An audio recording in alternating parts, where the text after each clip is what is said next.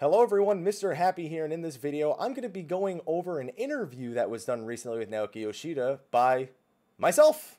I finally did an interview with Naoki Yoshida, although I did it in email format, so it is just going to be me reading text, so don't be too excited. We got 8 questions that I got to ask, and I've already been through the answers, and I'm quite pleased to have gotten confirmation on some of these. I'll be giving my thoughts on the different answers as well. If you're looking for this interview in text format, I'm going to be linking it under the stream and the description. It's going to be just in a Google Doc for the time being. I don't really have any other way to post a text file, so that's just going to be the way that it's done. I am also recording this live on Twitch, and hopefully we don't have any frame drops while we're doing the video. Not that there's particularly big video here. Anyway, let's get started. So my first question to Naoki Yoshida was, have there been any discussions regarding adding more bosses to the 8-man raids, which are currently 4 per tier? Now, first of all, Yoshi-P said, thanks for supporting 14th through streams and other platforms. Thank you, Yoshi-P. You didn't have to make that the very first thing you said, and I very much appreciate it. But then we get to the answer. Unfortunately, we do not have any plans to add more bosses to the raid series that are added with each tier. The reason being that creating 4 bosses is the most we can do if we are to keep the current level of quality and adhere to our update schedule. I believe that sacrificing either the release timing or quality will lessen the excitement that these raids offer to players. So while maintaining our status quo, we are hoping to add some sort of new high difficulty challenge for the odd numbered patches such as 4.1 and 4.3. So there you go. Confirmed. We already knew that they were planning on doing 4 bosses for Omega. They specifically said that after defeating the 4th boss in the first tier of the Bend of Time, that they would have this additional challenge for players in the odd-numbered patches. So it's not entirely news, but we know that they aren't currently planning for it. It doesn't say it'll never happen, but I just had to ask that as my first question, because that's one of my big things that I've always wanted with the raid tiers. Just give us 1 or 2 more bosses to give us sort of a better difficulty curve going into the raid tier. So there is some confirmation on that. Question number 2 here. In World of Warcraft, the Mythic Plus system gives standard dungeons more replayability. If you're unfamiliar, it allows players to rerun dungeons with more difficult enemies and random modifiers, such as more health or spawning more enemies in exchange for more powerful loot. Would you ever consider adding a similar system? If not, would you give players more options to modify their dungeon or raid experience, similar to minimum item level and unsynced dungeon? Now, this is in response to the fact that the only thing we've heard about dungeons so far is the term challenging new dungeons, which if you can already see what question number 3 is at the bottom of the screen, you know I had to ask about that exact wording as well. So the answer here is we're currently exploring ways to add challenges for players by increasing available play options with additional rewards for playing with limitations, such as players setting the minimum item level or perhaps utilizing the unsynced dungeon function that we currently have in the game.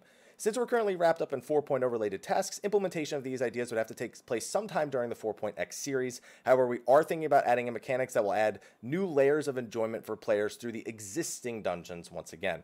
First, it is likely to become something along the lines of challenging yourself to a dungeon with your adventurer squadron. So there you go. They do want to broaden the amount of play styles with limitations that we have, but they also want to make sure that it's a little bit more rewarding to go through the ones that we currently have right now. And that's good, because right now I think the only reward is if you're doing it unsynced, it's a joke. If you're doing it with minimum item level, I think it increases the drop rate on the music sheets. At least I know it does that for Final Coil. I don't even know if it does that for anything else. But it'd be good to get some additional rewards, even if it's just achievements in some way, shape, or form. And we already know, thanks to Frosty's interview, that they are also looking to add achievements for things such as beating a boss with a certain way, like maybe it's a completely untraditional way. So they're looking for more play options for existing content, which is good. That was really the answer that I wanted to get out of that. Overall, Adventuring Squadron, okay. I kind of forgot about those guys, so it's good to hear something a little bit more about them. I kind of forgot they were working on bringing them into dungeons, although with one of the solo trials in 3.56, we did get to see some enhanced AI, so maybe that's a part of all of it altogether. Anyway, so for the next question, the initial reveal of Stormblood's features listed challenging new dungeons, unquote.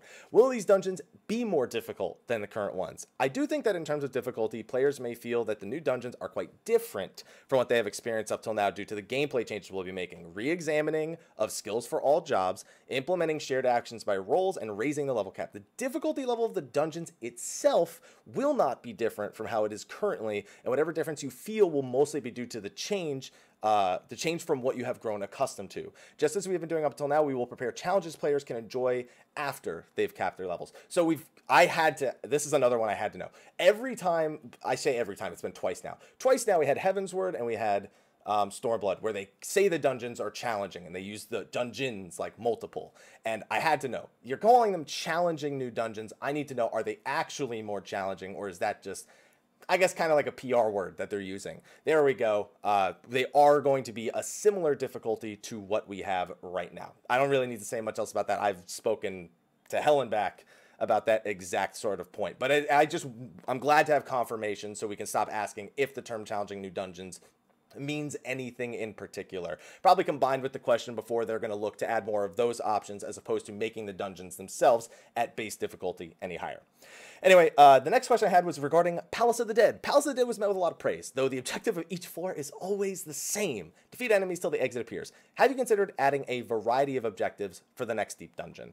I cannot clearly state when we will implement the next part of the Deep Dungeon series. I didn't ask that, but thank you for acknowledging it. But we are planning to include new elements and also create one where there will be a variety of objectives, places, and playstyles. We are reading everyone's feedback, and so I would love for everyone to wait for more information. So they are looking to make so it's not just kill every enemy, go to the next floor, kill enemies, go to the next floor. They want to make it more exciting. So I'm glad to get some confirmation on that as well, because I had kind of just reside that every Deep Dungeon was probably going to be like Palace of the Dead, maybe with different commanders. So it's good to get some sort of confirmation that they are going to enhance the actual playstyle, which should probably make it a little bit more fun, especially when you're grinding out, I don't know, how many levels are we going to be grinding out? 50 to 60 will be in Palace of the Dead. Later on, people will probably use the new Deep Dungeon for it if it's actually a leveling tool, so good to get some confirmation on that at least. 5, with the recent relaunch of the diadem, players are wondering if Eureka will function similarly. What key differences will exist to differentiate Eureka from exploratory missions? Listen, everyone's afraid that diadem is a sign of what Eureka is going to be, because diadem, it's definitely better than the old one, but it's not amazing at the same time. So the fear is that Eureka will be too similar to it. No, he just said no. He just said no. That's it. It will not be similar is what he's answering right there. We will be using play data and feedback from the relaunched diadem as a reference, but we plan for it to be a completely different character and item development content. The greatest difference would be that the theme of Eureka is exploration and growth. Everything else is still a secret. Tongue face. He doesn't want to give us too many details, but I went for it. Those are the key differences between the two. Diadem is more like an ARPG kind of style content, and Eureka is going to be fully engrossed in this whole item development aspect, which we've heard it's going to be used for what's going to be replacing the system for our current anima weapon. So there you go. I'm good. It's a good answer. I can't really add too much more to it. Probably talk about it a little bit more in State of the Realm when we bring up Eureka next. So question number 6, you've often expressed concerns about adding set bonuses on gear due to difficulty in maintaining job balance or players making set bonuses mandatory for content. Have you considered set bonuses that offer cosmetic effects instead of stat bonuses? An example would be enhancing or changing the animation of a skill, or perhaps giving off an aura when all the pieces are worn together. I love this answer. Recently, I've been more optimistic about adding set bonuses to high-level raid gear. Thank you. Thank you, Yoshi-P. Thank you. Thank you. I'm glad you're more optimistic about that, because I've wanted that since A Realm Reborn, and I'm super happy to see you are more optimistic about it, because it seemed like every time we've asked this question, he said no because of the balance, and I'm super happy to see that he is looking to that being a thing. The main reason is getting players motivated. It will contribute greatly to players' motivation to get through raid tiers, and he is absolutely right about that. However, if we are to implement this feature, I believe it would only be for the highest level difficulty raids. It is also possible to offer graphical effects to it as well, but that may interfere with the enjoyment of, quote, dressing up, unquote, in the game, so that's a hard decision to make. I'm interested. I wonder if they're going to be like set bonuses from the like the Grand Company ones, which I could live without those. But it seems like if he has to be optimistic about adding it, that it would be something that changes the way abilities function or gives certain buffs. I'd have to imagine that if he needs to feel optimistic about it, that it's more than just a few stats here and there like it is for the other sets. Really happy with that answer. So let's move on to the next one. This one's more of a fun one for me. I love the Allied Beast Tribe quests. The Allied Beast Tribe quests in both of Realm Reborn and Heavensward are both wonderful. I think they are. Would it be possible to bring all of the Beast Tribes together for one quest? And he says, thank you for enjoying the Allied Beast Tribe quest. These quests are fun to make for us too, so I would like them to continue, but I do think that a cutscene featuring all the Beast Tribes would be enormous. Laughs.